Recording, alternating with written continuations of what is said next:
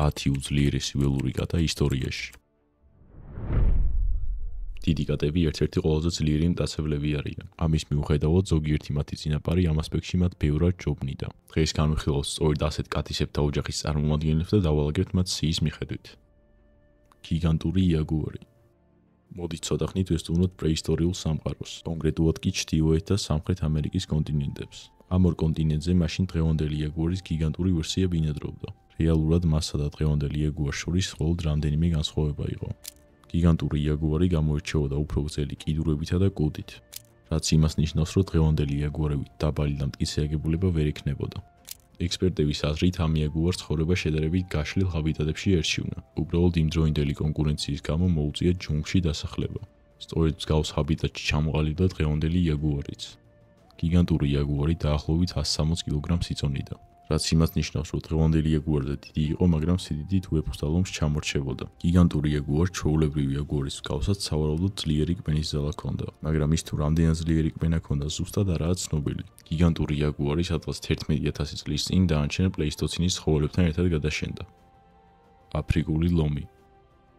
ლომი ჩვენი სიის ერთ-ერთი ყველაზე ცნობილი წევრია. ის წლების განმავლობაში ითვლებოდა უშიშრობის და ძალის სიმბოლოდ. ლომი ჩვენს დღევანდელ სიაში ყველაზე სოციალური ცხოველია. ლომები ცხოვრობენ შედარებით პატარა ჯგუფებად, რომელსაც პრაიდები ეწოდებათ. ლომებზე რამე უფრო დეტალურად თუ გაინტერესებთ, ძალიან ბევრ ვიდეოში მაქვს განხილული. ახლა კი უბრალოდ ვიტყვი, რომ ლომები ბუნებაში საშუალოდ მერყეობენ 150-დან 250 კილოგრამამდე, თუმცა 250 კილოგრამს იშვიათად აღწევენ.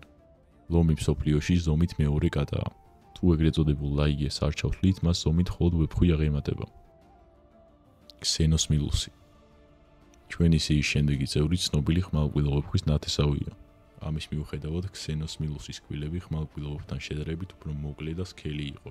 მისი კბილების სტრუქტურაზე შეიძლება ითქვას, რომ ზვიგენისას ან დინოზავრისას უფრო წააგავს, ვიდრე დღევანდელი დიდი კატისას. ამას სხვადასხვა თავისი მიზეზიც აქვს.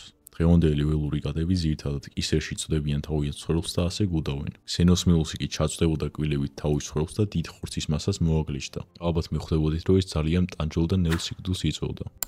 ქსენოსმილუსი დღევანდელი სტანდარტებით ძალიან დიდი კატა იყო.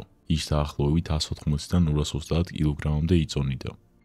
გამოდის, რომ ქსენოსმილუსი დღევანდელ დიდ კატებს ზომით არ ჩამოუვარდებოდა. ამასთანავე ჰქონდა უფრო მოკლე და მტკიცე ფეხები და ძალიან ძლიერი კისერი. ციმბირული ვეფხვი. ციმბირული ანუ ამურის ვეფხვი ვეფხვის ყველაზე დიდი სახეობაა. თუ ხელოვნურად გამოყვანილ ჯიშებს გამოვრიცხავთ, ის მსოფლიოში უდიდესი კატაა. ის ძალიან იშვიათად, მაგრამ ზოგჯერ მაინც აღწევს დაახლოებით 300 კილოგრამს. ძირითადად მაინც ადამიანების ტყვეობაში, სადაც ძალიან კარგად აჭმევენ. ციმბირული ვეფხვები დღეს მხოლოდ ციმბირის უკიდურეს დასავლეთში არიან შემორჩენილები. იმის მიუხედავად, რომ ციმბირული ვეფხვის მონადირეებზე რეგულაციები გამკაცრდა, ეს სახეობა მაინც გადაშენების პირასაა. ადამიანების ტყვეობაში ბევრად უფრო მეტი ციმბირული ვეფხვია ვიდრე ბუნებაში. ყოველ შემთხვევაში ნათელია, რომ დღევანდელობის ერთ-ერთი უძლიერესი მტაცებელი სწორედ ციმბირული ვეფხვია.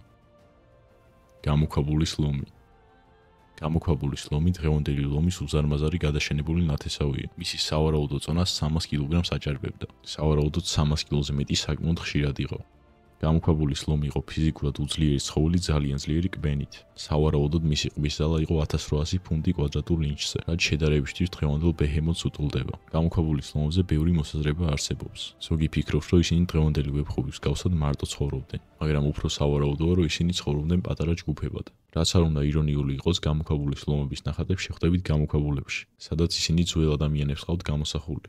ამ ილუსტრაციებში გამოქვაბულის ლომებს ფაფარი არა აქვთ, რაც სხვათა შორის იმდროინდელი კლიმატიდან გამომდინარე ძალიან უცნაურია. სანამ ვიდეოს შემდეგ ეტაპზე გადავალ, მინდა რომ ყველას მოგიოცოთ დღესასწაულები და გითხრათ რა მასწავლა ამ წელმა მე. რაღაც ახლის დასაწყებად უნაგლო იდეა არაა საჭირო. არ აქვს მნიშვნელობა იქნება ეს ვარჯიში, პერსონალური ბრენდის განვითარება, ან თუნდაც შემსავით YouTube არხი. ახალი წელი კარგი დროა ასეთ რაღაცების დასაწყებად. რის იკეთებას არ უნდა გინდოდეთ, უბრალოდ დაიწყეთ და რამდენიმე თვეში შეიძლება ისეთ ადგილას იყოთ, სადაც ვერც კი წარმოიდგინეთ, რომ ოდესმე იქნებოდეთ. და თუ არ გამოგივათ, მაგ კონკრეტულ საკითხში უფრო კომპეტენტური მაინც იქნებით, რაც რაღაცაში აუცილებლად გამოგადგებოთ. თავარია ყოველი შემდეგი ქმედება წინაზე უკეთესი იყოს. მოკლედ პოზიტიურ კონტექსტში ვთქვი ეს ყველაფერი და ძალიან გამიხარდება თუ ასევე მიიღებთ. ხმალყვილა ვეფხვი. ხმალყვილა ვეფხვი ანუ სმილიდონი სავარაუდოდ ყველაზე ცნობილი პრეისტორიული მტაცებელია. ხმალყვილა ვეფხვის ძალიან დასამახსოვრებელი გარეგნობა განპირობებულია მისი ორი დიდი ეშვით. ეს ორი ეშვი ხმალყვილა ვეფხს დიდი მსხვერპლის მარტივად მოშორებაში ეხმარებოდა. ხმალყვილა ვეფხვის უდიდესი ჯიში, ანუ სმილინო პოპულატორი დაახლოებით 220-დან 430 კილოგრამამდე იზრდებოდა. 430 კილოგრამ შედარებით იშვიათად აღწევდა და გამოირჩეოდა ძალიან მტკიცე აგებულებით. ხმალყვილა ვეფხვის ნამდვილი შეფერილობა რეალურად უცნობია, ეს არის უბრალო ვარაუდი. მას შეიძლებოდა ჰქონოდა ზოლები, კოპლები ან თუნდაც ფაფარი. მაგდენი ფიზიკურად არ ვიცით. სამაგიეროდ ისიც რომ იყო შედარებით დაბალი, შეკრული, ჰქონდა ძალიან მტკიცე და ძლიერი კიდურები და კარგად ჭიდაობდა. ის დიდი ალბათობით ჯერ მსხვერპლს მიწაზე აქვავებდა და მხოლოდ შემდეგ კვენდა. მისი ეშვები სიგრძეში 28 სანტიმეტრს აღწევდა. შესაბამისად, კარგ კვენას მისგან ფაქტიურად ვერაფერი გადაურჩებოდა. იმის მიუხედავად, რომ ხმალყვილა ვეფხს ეძახიან, ის დღევანდელ კადებთან არ არის არაფრით დაკავშირებული. ყოველ შემთხვევაში არც ერთის ნათესავი არაა. ჰომოთერიუმი. ჰომოთერიუმი პრეისტორიული ხანის ერთ-ერთი ყველაზე წარმატებული კატაა. ის ანტარქტიდისა და ავსტრალიის გარდა ყველა კონტინენტზე ცხოვრობდა. აქედან გამომდინარე, ალბათ მიხვდებოდით, რომ ის გამოირჩეოდა ძალიან კარგი ადაპტაციის უნარით. სწორედ ამის გამო იცხოვრა ჩვენს პლანეტაზე 5 მილიონ წელზე მეტი. ეს დიდი კატა დაახლოებით 10,000 წლის წინ გადაშენდა. ჰომოთერიუმები სავარაუდოდ ჯგუფებად ცხოვრობდნენ და ნადირობდნენ. უმეტეს შემთხვევაში ღამე ეძინათ და დღე გამოდიოდნენ. ამ კატებს ჰქონდათ უკანა ფეხებზე ბევრად გრძელი წინა კიდურები. ამით ისინი დღევანდელ კოპლებიან აფრებს გვანან. ჩრდილოეთის ზღვაში აღმოჩენილი ჰომოთერიუმის ჩონჩხების მიხედვით ეს დიდი კატა პოტენციურად 400 კილოგრამამდე აღწევდა, მაგრამ ეს გასაგები მიზეზებიდან გამომდინარე არც ისე ხშირი იყო. ასეთ ზომასთან ერთად ჰომოთერიუმს სისწრაფეც ჰქონდა. პალეონტოლოგების ნაწილის აზრით ეს დიდი კატა ძირითადად მამონტებზე ნადირობდა, მაგრამ როგორც ვახსენე, საკმაოდ სწრაფი იყო და არც მაშინდელი ჩლიქოსნების მონადირება არ გაუჭირდებოდა. მაქარიდუს კაბირი. მაქარიდუს კაბირი ჩვენ სიაში კიდევ ერთი აფრიკელი კატაა. ის შედარებით ახალი აღმოჩენილია, თუმცა უკვე ერთ-ერთ უდიდეს კატად ითვლება ისტორიაში. ამას გადატანითი მნიშვნელობით ნამდვილად არ ვიძახი. ეს კატისებრთა ოჯახის წარმომადგენელი 490 კილოგრამამდე იზრდებოდა. ალბათ თქვენც მიხვდით, რომ ამ ზომის მტაცებელს თან მით უმეტეს კატას არ გაუჭირდებოდა არაფერზე ნადირობა. ექსპერტების აზრით ის სპილოებსა და მარტორქებსაც არ ერიდებოდა. საბედნიეროდ ეს მტაცებელი ადამიანების გამოჩენამდე გადაშენდა. მისი გადაშენების მიზეზი ბუნდოვანია, მაგრამ ნამდვილად არ მგონია კონკურენცია ყოფილიყო. ამერიკული ლომი. ამერიკელი ლომი, ანუ პანდერა ატროქსი, ალბათ ხმალყვილა ვეფხვის შემდეგ ყველაზე ცნობილი პრეისტორიული კატაა. ის პლეისტოცენის ეპოქაში ჩრდილოეთ და სამხრეთ ამერიკის კონტინენტებზე ბინადრობდა. და დაახლოებით 11,000 წლის წინ პლეისტოცენის ფლორის და ფაუნის მასობრივ გადაშენებას გაყვა.